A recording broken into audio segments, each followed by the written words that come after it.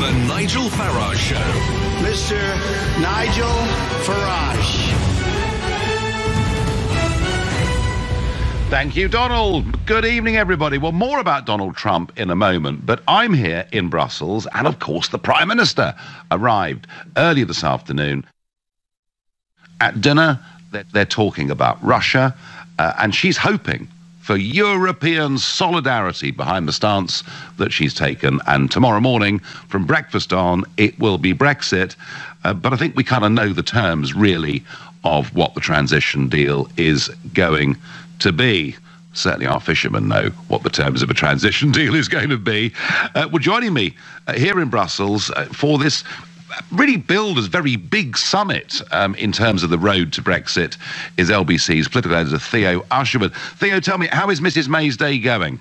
Badly. She wanted, at the end of today, a communique from the European Council, in effect, laying the blame for what happened at Salisbury and the poisoning of Sergei and Yulia Skripal to be put at the Kremlin's door.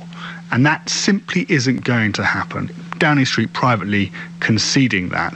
And so therefore, Europe is looking divided. Mrs May doesn't have what she wants, which is the united position from the 27 other member states. And she looks, in the eyes of the Kremlin at least, weaker than if she did have that. Now, we know where the dissent is coming from. It's coming from the likes of Hungary, it's coming from the likes of Greece and Italy, and also from the president of the European Commission himself, Jean-Claude Juncker, who wrote to Vladimir Putin to congratulate him. I know. And on the other side, there has been some better news, and that I'll point you towards Lithuania, where the president there has said that they may well follow Britain's lead and expel Russian diplomats from the country. The Baltic states obviously quite nervous about Russian expansionism. So there is a split, but obviously Theresa May wants a more united front. And a rather bizarre start to her day. Oh, yes.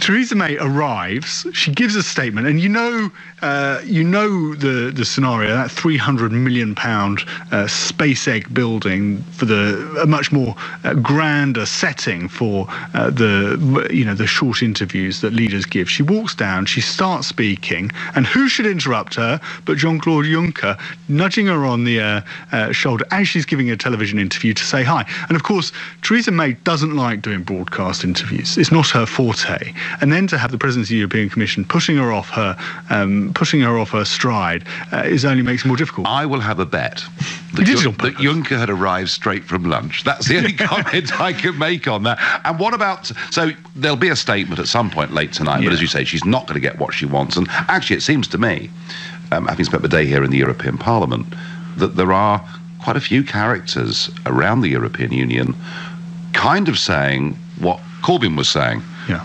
Give us some real evidence. Let's wait and see what the international inspectors bring back, from Porton down. Yes, absolutely. And this is something that Downing Street would point to, is that when you look at the relationships within Europe, we have different levels of trust. Our UK intelligence services have different levels of trust with different countries, and therefore the amount of intelligence we're prepared to share it varies from country to country. But there is a flip side to that, and the call is, we've heard it from Jeremy Corbyn, is, well, the evidence needs to be produced. You can't just simply say Russia is guilty as charged, and we say that Russia did it, without actually producing the evidence. And that's the difficulty for Theresa May, because obviously we're dealing with an incredibly sensitive situation. We know, a judge this afternoon at the High Court granted permission for the hospital to take blood samples from both Julia and Sergei Skripal, because of course they're unconscious at the moment. They can't give that permission themselves in order to try and make sure they have better treatment. So we're dealing with incredibly sensitive information, and that's where Theresa May, in many ways, can't necessarily put forward the case that she has, or the intelligence services have, against Russia, and that's leading to doubt amongst some nations. Yeah. And tomorrow morning, no surprises? No, we're not expecting any surprises. The big announcement came on Monday with Michel Barnier and David Davis announcing the transition deal. The the line, the border when it comes to Northern Ireland, down the Irish Sea, in effect annexing Northern Ireland. What was interesting, though, I think today, that emerged today, is that backstop option that the European Commission has talked about when it comes to Northern Ireland, remaining within the customs union while the rest of the UK leaves, mainland Great Britain leaves the European Union. They have actually set a deadline for Britain to come back with another solution, and that's June at the next European Council, where they want to bounce on to talking about trade. So there is pressure on the British side, the British negotiators, to actually come back with another solution, which many would say can't actually be found. And would that lead to Theresa May holding her hands up in surrender and saying, OK, we'll stay in the customs union? And that backstop position that the European Union had put up, she said in Parliament, is something that no British Prime Minister could ever accept. So all of that in June. Theo, thank you. So Theresa May not having a great day here in Brussels.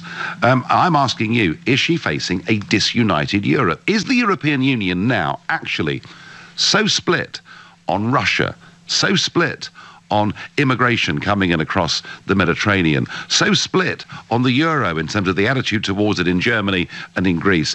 Is this now a very disunited Europe, and could that be actually a very good reason for us saying, do you know what? On the 29th of March next year, we are going to leave. Harry is calling from Nottingham. Good evening, Harry. Evening, Nigel. I think we are facing a disunited Europe, and I think it's been a disunited Europe for the past 20 years because the attitudes in Europe towards these issues are very different. So you have Central Europe with France, Germany, Spain, Netherlands, and then you have the Eastern Europe of Hungary, Poland, and then you have the border countries with Russia, such as Ukraine, Moldova, and Georgia planning to join the European Union. And I just think that it was partly why the European Union was never going to work, because how can you unite 28 countries on one single issue? There's different types of people. It was never going to work. Well, I've always thought that, Harry, but Mr. Juncker has a solution to that. Because today is a classic European Union foreign policy dilemma, whereas you quite rightly say different countries, different histories, different connections cannot agree around Mrs. May's Russia position. So what Juncker wants to do is he wants to make sure that foreign policy in future cannot be vetoed by any individual member. So their solution, Harry, to not being able to agree is to make it difficult for countries to stop policy. Yes, and I think that's partly why why we've left the European Union, because of its undemocratic position. If it was a democratic union, as it said, then surely it would allow people to veto it. But obviously there's countries in the European Union such as Finland, Sweden, Estonia, Latvia, who border Russia, and if they take quite a hardline stance on Russia, they're going to be slightly worried that Putin might do a repeat action of Ukraine. So they're obviously going to be a bit more cautious because that's their next door neighbour. It just makes the case further for why I think NATO is the best thing for Europe rather than the EU, because NATO is about a collective defence responsibility, and nations can veto it and they can have different positions, but the problem there, Harry, the problem there is only a handful of countries are actually paying their way. And Mr. Juncker wants a European army completed by 2025, and he's saying to be in the European army, you only need to pay 1% of your annual GDP, as opposed to the 2% that NATO asks for. Well, what a dangerous fantasy, according to Nick Clegg, and then obviously that proved. I remember it very well. Yes, I can remember it well watching you demolish him in the debate. But no. I think the EU army is wholly dangerous because it's undermining the rich history of NATO and what it has done to stand up to Russia. And I think Jean-Claude Juncker, with his European expansionist towards EU army and euro, is only undermining peace in Europe, is only going to cause tension in Europe, and it's only going to go one way. And I just think the European Union will probably crumble in 30 years because all the countries are in disagreement about the refugee crisis, the euro. And I think Brexit... Well, Harry, I think you've summed it up beautifully, but I tell you what, it won't last 30 years, in my opinion. Thank you. Moving on to Chris in Guildford, a new caller to this show. Good evening, Chris. Hello to you, Nigel. Yes, I'm really echoing to some extent the points that the last caller made. The EU was unable to come to any conclusion collectively about the Serbia-Kosovo-Bosnia situation, and it was left to NATO to go and sort that out. So how anyone expects them to come to a joint view on Russia, which is a great big bear compared with a little mouse, I have no idea. Well, you could argue, Chris, some would argue that the German recognition of Croatia, and once Germany had done it, the rest of the EU sort of fell into line. You could argue that, in fact, in many ways, they began that conflict. Well, you could indeed. You could indeed. And, of course, that was not to Serbia's liking. So, you know, how the situation with Russia would be resolved, one hesitates to even begin to wonder, because, of course, many of the Eastern European states feel very much closer to Russia than to the Western European states, including Serbia, for example. So, is this disunity, Chris, this disunity that Mrs. May is facing today, and I would imagine with a great degree of disappointment, is this disunity a short-term temporary problem, or in fact, is it the very thing that's going to lead to a further unravelling? I suspect it'll lead to a further unravelling. In a sense, it's the kind of acid test of the whole situation, because here the EU is being asked to come to a joint view. And so far, even countries like Greece are finding it very, very difficult to... well, I know. And the Greek Prime Minister, has been talking on the phone to Vladimir Putin today from inside the very building where Mrs. May is looking for all this unity. Chris, thank you for your call. She's walking on dodgy ground. On the one hand, she wants a deal in the UK's favour with the EU and wants to look strong against Putin. She's having a very, very tough day. But please tell me I'm wrong. Tell me actually the EU is very united and this is just a little local difficulty. You can do that by calling 0345 60 60 973. You're listening to the Nigel Farage Show, exclusive in LBC, live from the European Parliament in Brussels, and it's now 7:15. Well, Mrs. May today is worried about Russia. She wants the European Union to come out with a big act of solidarity. The Lithuanians are saying they may well expel some Russian diplomats in terms of sympathy with the British position, but virtually everybody else is going to do little or nothing. And indeed, Jean-Claude Juncker, President of the European Commission, congratulated Putin, as indeed did Angela Merkel. So she's having a tough day. But the other issue here today that's really been worrying people are Trump's proposed tariffs. Remember, 25% on steel and 10% on aluminium, or aluminum if you are an American. And the deadline for this was midnight tonight. And of course, Donald Trump, as ever, playing the game and leaving it to the last minute. Here was Donald Trump a couple of hours ago. I've been speaking with the highest Chinese representatives, including the president, and I've asked them to reduce the trade deficit immediately by $100 billion. It's a lot. So that would be anywhere from 25%, depending on the way you figure, to maybe something even more than that. But we have to do that. The word that I want to use is reciprocal. When they charge 25% for a car to go in, and we charge 2% for their car to come into the United States, that's not good. That's how China rebuilt itself. The tremendous money that we've paid since the founding of the World Trade Organization, which has actually been a disaster for us. It's been very unfair to us. The arbitrations are very unfair. The judging's been very unfair. And knowingly, we always have a minority, and it's not fair. So Trump was elected, of course, on this ticket, saying that it wasn't fair, that America was getting a bad deal, and they would, if they thought it was unfair trade, use tariffs. Clearly, this is aimed at China. But there was, shortly after he gave that speech, when we got the detail, a huge sigh of relief here in Brussels, because Trump has decided to pause the import duties that would have applied to European Union countries, and that, of course, includes us as well. We sell about £500 million worth of steel and aluminium goods into the USA every single year. But the emphasis here is it's a pause. He wants trade to be reciprocal, and there is a very big trade deficit between Germany and the United States of America. So he's kind of marked the ground here, and he's looking for changes. But back to Mrs. May. She's going to be at dinner very shortly with 27 27 other leaders of European countries. I think she's facing a disunited Europe. I don't think she's going to get anything positive at all tonight out of this. And I think it really opens up bigger questions about the future of Europe. That's my view. Annabelle is calling from Twickenham. Good evening. Oh, hello, Nigel. Hello there. Very lovely to speak to you this evening.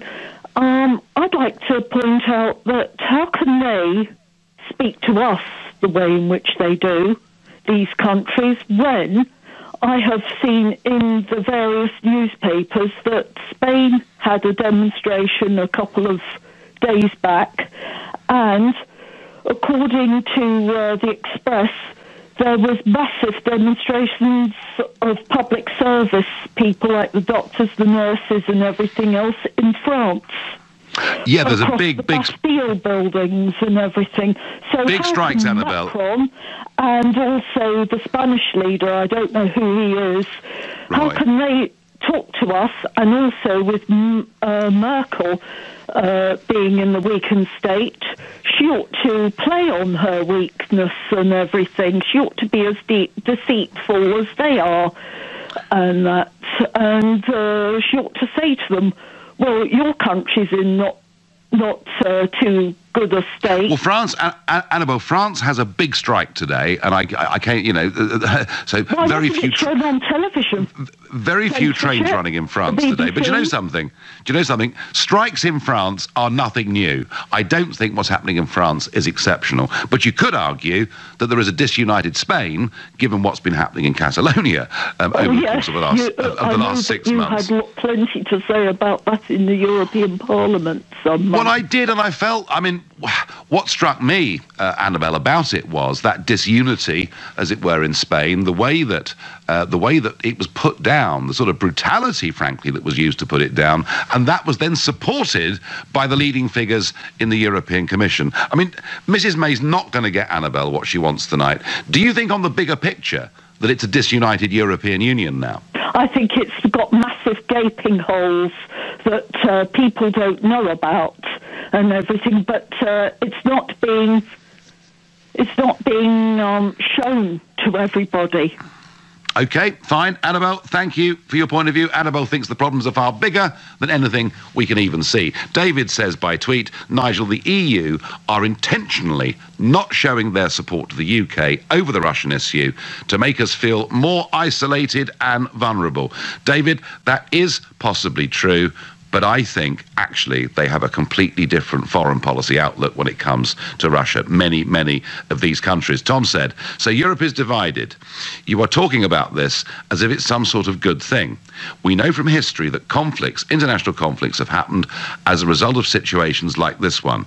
Most likely victims being the Baltic states. Yet you talk about turning our backs and doing a runner, dividing Europe even more. What depths will you not sink to push your agenda? You have no shame. Well, thank you, whoever sent that in. I want to say this to you. I do not believe in a European army. I certainly don't believe the way to deal with a situation like today where different countries have different views is the Juncker solution to take away nation states' vetoes and to push it onto qualified majority voting. And I worry, whoever you are, I worry that the EU still wants to expand in an eastwards direction. And I think, you mentioned the Baltic states in that message, I think we should put our faith in NATO, and I think we should all start paying the 2% that Donald Trump has asked us to do, because that's what the rules say. And I think that will give us a more stable, safer Europe. I think this European project has hit the buffers with foreign policy, and it's desperate desire to fully militarise. Marco is calling from Ealing, a new caller to the show. Good evening. Hi, good evening, Nigel. Pleasure talking to you. Pleasure to talk to you. So I've just been told off, as if, pointing out there's a disunited Europe and wondering whether we can do things differently, as if I'm some sort of warmonger, Marco. Well, no. Firstly, I want to reiterate what you and your previous caller talked about regarding the EU's role in Yugoslavia. You were quite right. I want to dispel this myth that the EU is some kind of beacon of peace and hope that holds Europe together. Actually, it was Europe's recognition of Croatia and Slovenia and Bosnia against the advice of Lord Carrington in the early 90s that caused the horrible civil war that we saw in Yugoslavia. So it's definitely not this, it definitely doesn't promote peace in Europe. That's quite evident from what happened in the Balkans. And on top of that, what is also quite funny, if you want to compare it to the transitional period that we're facing now in Britain, is following those illegal referendums that took place in Croatia, Bosnia and Slovenia, the EU almost instantly, overnight, gave Croatia and Slovenia independence, whereas, and that is one of the major factors that contributed to the war, whereas now with Britain leaving the EU, they've decided actually no, it's far more complicated and we're going to have a long transition period well into 2020. It just reeks of hypocrisy to me. Yes, and they certainly, Marco, they've certainly got no intention of recognising Mr. Puigdemont or the claims of the Catalans, have they? Well, exactly. I think, and also to answer your question regarding is it a united Europe at the moment, I think Theresa May is desperately going around, almost embarrassingly, in my opinion, pleading for all these leaders from their countries to speak out and unite against what Russia's done, with actually zero evidence being produced as of yet.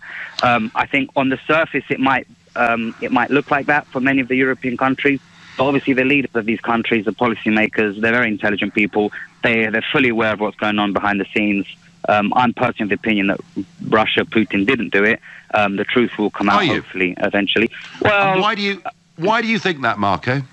Without speculation, I'm not a scientist, Nigel. I can't talk to you about the chemical structure of Novichoks and stuff. But going on the facts that we have, the three main things that would point towards Russia not doing it. Firstly, is if you get the opportunity, you could actually ask Theresa May what she actually means by a type of produced by Russia. That's very different to saying it's produced in Russia. She's been very ambiguous with her terminology there. Last week in the House of Commons, she had the chance to clarify what exactly was found, and she deliberately chose to ambiguously say a type of. That's my first point.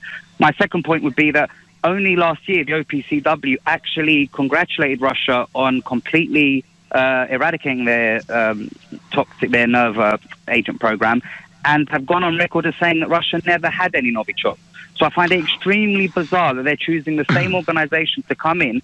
How can they now turn around and say, actually, it is Russian, if only last year they accepted the Russian having?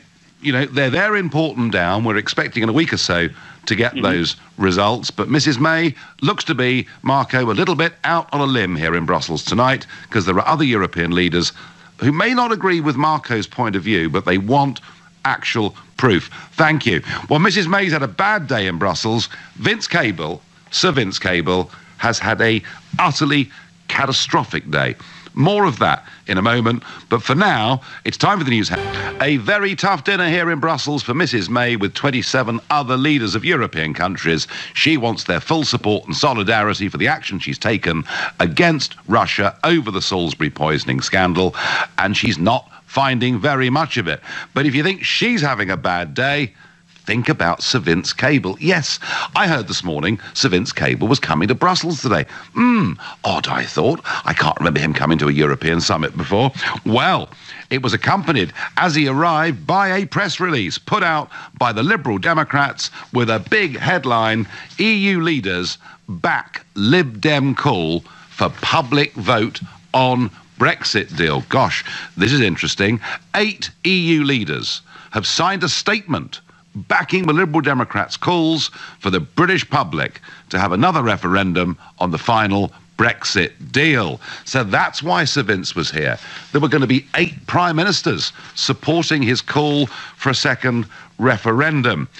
It didn't last very long, because the ALDE party, which is the Party of European Liberals, had a meeting about this and put out a statement pertaining to the Lib Dem press release issued today on Brexit.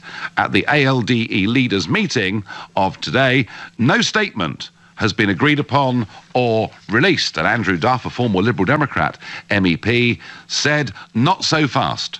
In fact, no Liberal Prime Minister does other than backing the Article 50 process. Regretting Brexit is another thing. Everyone sane does that. Well, Andrew would say that. So actually, Vince, you've turned up, you've got off Eurostar, you're coming in for a big grand entrance because you've got 8 prime ministers that are going to support you. That's what your press office have put out this morning, and actually none of them do. Well, I've seen lots of mess-ups, lots of failures in politics. I've been involved in a few of them, but my boy, this is a disaster for Sir Vince Cable. Back to Mrs May and Europe. Do we now have a disunited European Union? Is the approach over Russia and future foreign policy proving that? I'm going to ask Evan in Slough that very question. Good evening. Hi, Nigel. I thought you said we didn't need the EU and that, we seem to be whining for the EU to support us against Russia. Frankly, I think it's actually rather humiliating that a British Prime Minister comes here begging for support. I mean, it's as if she's the one calling for a united EU foreign policy. You're the one saying, they're disunited in an attempt to whine and say, well, they're disunited, so therefore they're not supporting us. They don't support us, they're disunited. Okay, what I'm saying, Evan, is they cannot agree. Sounds like whining to me. No, not a bit. I think I'm asking Evan people to think a bit more deeply about this. Are you saying that NATO is the fact? Is that what you're saying? I am saying that actually the whole move towards a European foreign policy, and goodness knows why our Prime Minister is pushing for it today, but the whole move towards a European foreign policy that Juncker wants, where nation states don't have vetoes and where there's a fully militarized wing of the European Union, I actually think if they're disunited on this and they decide on a different forward approach, that would be a good thing for all of us. So are you asking Europe to support us? No. No, I'm not. I'm not asking you to support us. Okay, so what, you want NATO? You think it's NATO then that will do it? Well, I think if we're going to look at our future security and how we should operate, So just clarify to the people out there, NATO is military and Europe would be financial, so we could potentially do... You're suggesting Evan, Russia. Is that what you're suggesting? Evan, there's going to be a European army, navy and air force in place the US has an army. by 2025, and it's going to have a foreign policy without veto, and it still has pretensions on expanding to the east. I don't think this is a very healthy state of affairs. Do you? Can I ask you about Trump? I mean, Trump, is he supporting you? Is he supporting?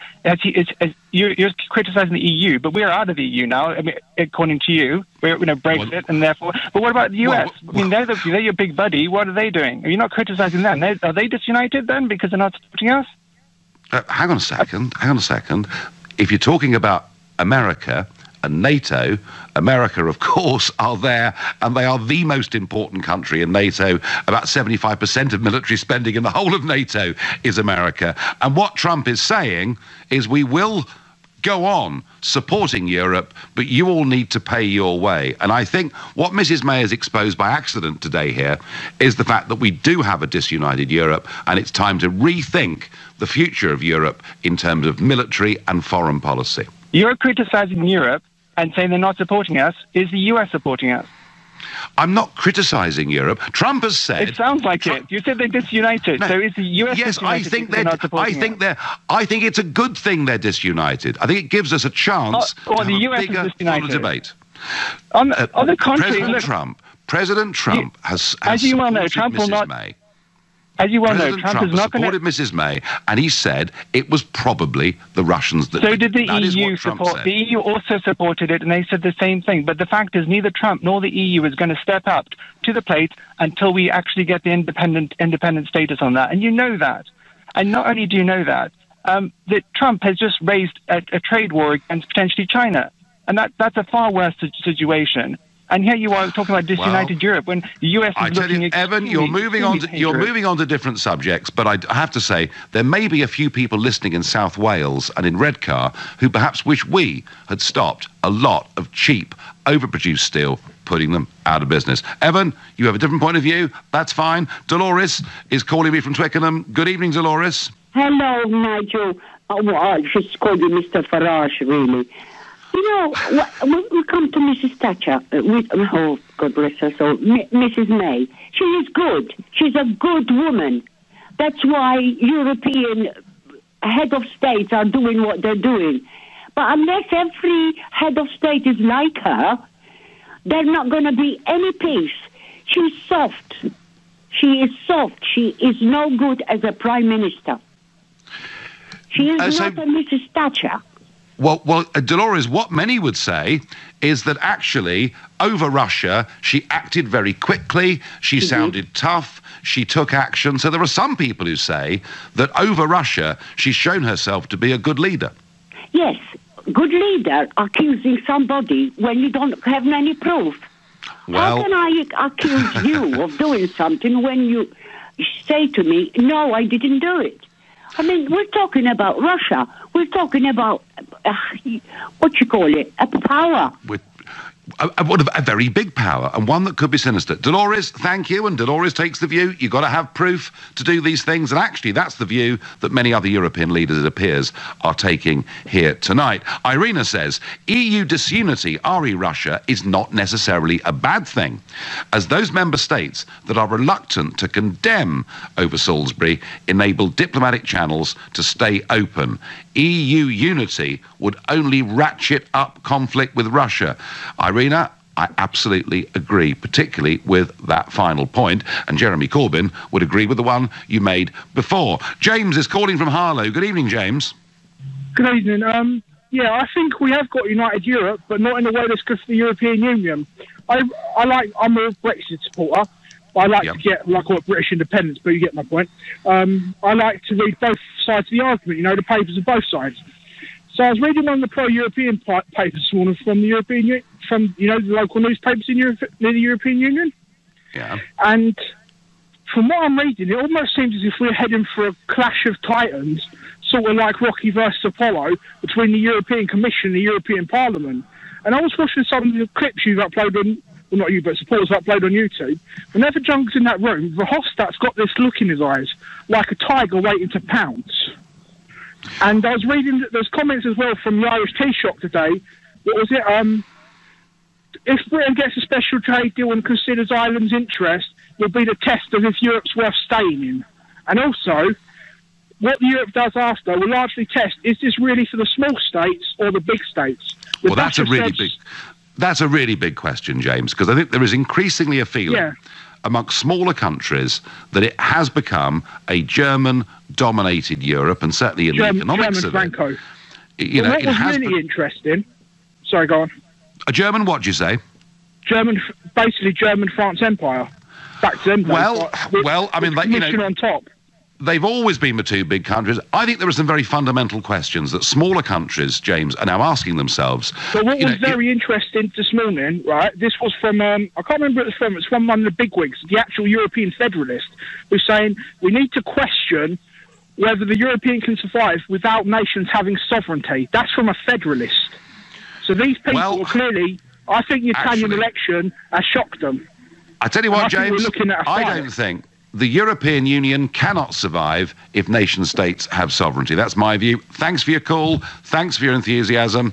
Nigel, just what do you think Putin is after? A strong Europe? No. Just what do you think China would like? What do you think the financial houses of the Far East want? A divided Europe, obviously, and you want to give it to them. I want to give them a different kind of Europe. A Europe where nation-states work together, trade together, but don't have political union or grand designs on becoming a world power. History is littered with people who want to become world powers, causing all sorts of very, very bad trouble. You're listening to the Nigel Farage Show, exclusively on LBC. It is now 7:45. Mrs. May facing a tough dinner tonight. I kind of think she thought that the European Union would all rally round, would all agree with her position and her action on Russia and say for she's a jolly good chap. But it hasn't happened that way. And a lot of them are being very cautious. Some of them, there have been quite big electoral shifts, particularly in Italy, where now parties that are quite pro-Putin did incredibly well in that general election recently. I genuinely think we're looking at a very disunited Europe tonight, and I wonder whether that's a good thing or a bad thing. And I think that maybe it gives some opportunities to rethink the future of the European project, and in particular, our security as the European continent. Michael is calling from Hampton. Good evening, Michael. I spoke to you before, Nigel. I can't understand why Theresa May has to go cap in hand to the Europeans. If our experts have said that the odds are that this nerve gas was made in Russia, why do we have to go to the European Union, who are obviously not going to support us for various reasons, and ask for their support? It's a no-brainer. She's not going to get it. Well, she clearly thought, Michael, they would support her. And I did see a guy called Franz Timmermans. He's Juncker's deputy, and he was speaking in the European Parliament last week, a very powerful speech in which he said it is over issues like this that we all come together united, and that is why we have a European Union. And I wonder whether she heard some of those messages and kind of thought that they would cheer her to the rafters. Well, the Baltic states are worried about her. They don't. A lot of the European Union don't want to upset Russia too much, particularly when they don't really have that much interest in what goes on with a chap bumped off in Britain, whether they're going to upset the Russians by agreeing with Mrs. May. If she's got proof, and our experts have said that the odds are it's made in Russia, I still can't, as I say, I can't see why she needs to go cap in hand to the European Union and ask for their support. We're in NATO. So has she made a strategic error of judgment in doing this today, in your view? I think Mr. Boris Johnson has made an error, and I think she's made an error. I don't think she's very well advised. Well, Boris is completely out there, isn't he? I mean, he's saying that the World Cup football will be used by Putin's regime as Hitler used the Olympics in 1936. Well, I agree with a lot of people in saying 20 million, you're a student of the Second World War, that 20 million Russians gave up their lives to prevent the Germans, and if they hadn't done that, I think the outcome of the war may have been slightly different. Yeah, well, Michael, I understand what you're saying. So why has Boris gone as over the top as this? Because I don't know. I really don't know what to think the man's thinking. I regard him. I don't know why everybody thinks he's got charisma. To me, ever since I've seen him, he's just. I think he's a little bit of a clown, and I don't know why he does it. I've no idea why the man makes a statement like that. Well, I wondered, Michael, yesterday, was it something that he'd predetermined, or did it just happen off the cuff in response? I think it's off the cuff. I don't think. So do I. He's supposed to be an intelligent man, and I think he sort of thought that he'd get some sort of kudos out of it by saying, well, we were standing up to the Russians, and I'll add fuel to the flame. I think it's the worst thing that any foreign secretary I've ever heard of has done in my lifetime.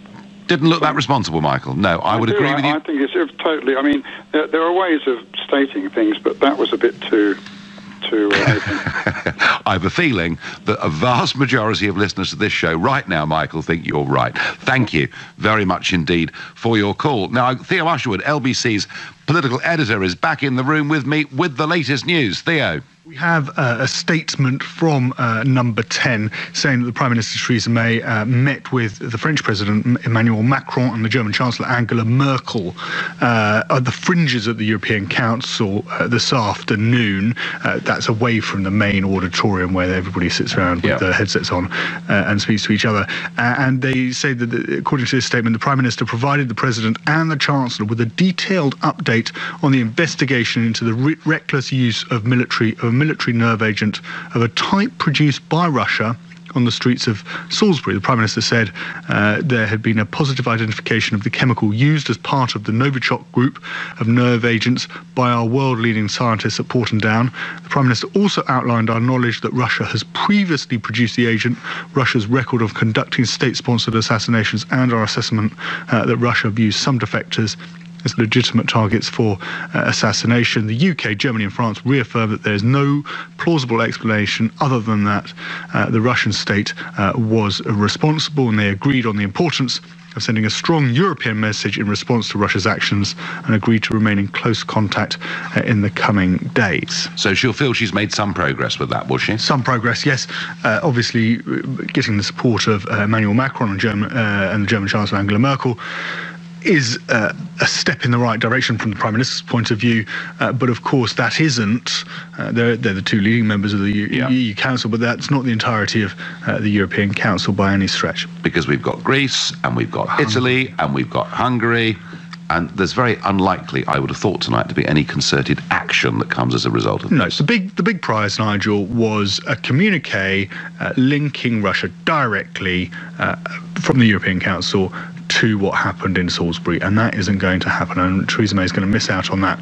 And then, of course, that creates the narrative, doesn't it, that Europe is divided when it comes to Russia and Theresa May. And any thoughts on Sir Vince Cable's day over here? It didn't go very well, did it? The problem the Liberal Democrats have at the moment is that they had some really talented press officers in their headquarters, and of course what's happened is that lost so many MPs over the last couple of years, well, since the 2015 election. Those young staffers, well, actually some of them aren't so young, have gone on to other things, many of them in the private sector, and they haven't replaced them. This was just a really standard error, schoolboy, schoolgirl error that shouldn't have been made. You sign it off. You make sure that you sign off that you're not. But it looked like Vince Cable was coming to meet 8 prime ministers who supported a second referendum. Well, yeah, but if it's not true, then it's not much good. It's not good, is it? No, I agree. Theo, thank you very much indeed. Dave says by text, Juncker congratulated Putin. That says it all. Trump did as well, mind you. Gary is my next caller from Dollis Hill. Gary, good evening. Good evening to you, Nigel. I would agree with you in saying the countries in the European Union are not united, and if people would just take their eyes off the usual mainstream media suspects like Sky, like BBC, just take their eyes off them and look at alternative outlets, they would see that.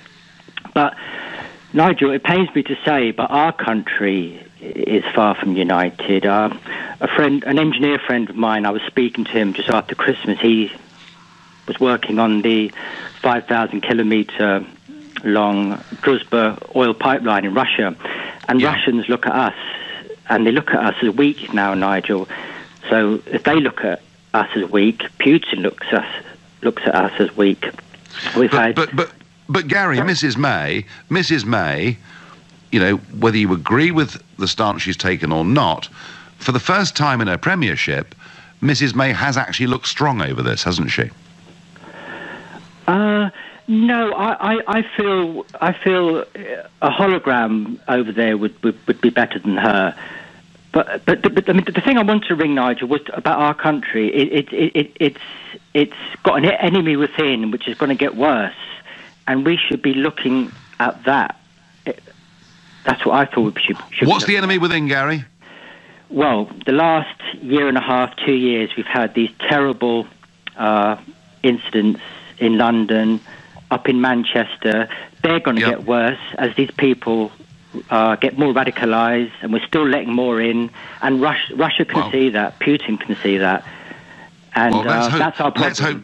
Let's hope you're wrong, Gary. But I tell you what, whatever we think of Putin, even if we hate him, on that battle against radical Islamic terrorism, we do actually find ourselves on the same side. Thank you. I get a tweet that says, in terms of Russia, I would love to stand behind Theresa May 100%. However, her recent lies she's made about Brexit, I just cannot find myself being able to believe her 100%. Okay, well, Mrs. May, in for a tough evening. It is a disunited Europe. It's going to find it very difficult ever to agree substantially on foreign policy unless Mr. Juncker gets his way and is able to take away vetoes of nation states and do it all by qualified majority voting. The European Union could only be united on issues like this if it takes away the ability of nation states to function democratically. That's my view. I'm back tomorrow night at 7 o'clock. Coming up tonight at 10, it's Ian Collins, but up next, it's Clive Bull. Nigel, thank you very much.